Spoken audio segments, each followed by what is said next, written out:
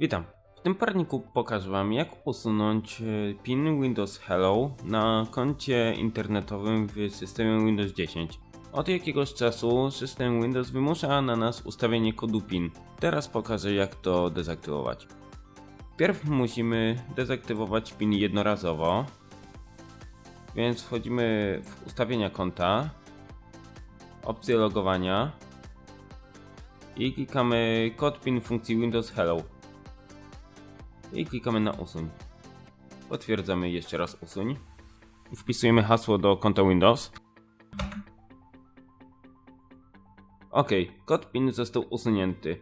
Niestety to, co teraz robiliśmy, nie wystarczy, ponieważ przy następnym uruchomieniu Windows znowu nas poprosi o ustawienie kodu PIN. W celu pozbycia się tej prośby o ustawianie trzeba wejść w edytor rejestru.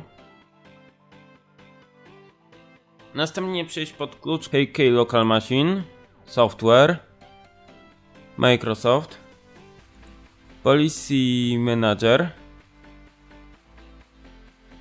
Default, Settings oraz Allow Sign In Options i ustawiamy pole Value na 0. OK, teraz restartujemy komputer, żeby sprawdzić efekty.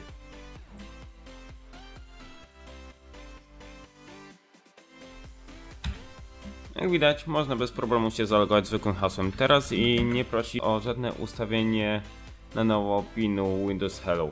Dziękuję za oglądanie, zapraszam do następnych moich poradników na moim kanale YouTube Kontrze 2. Do zobaczenia.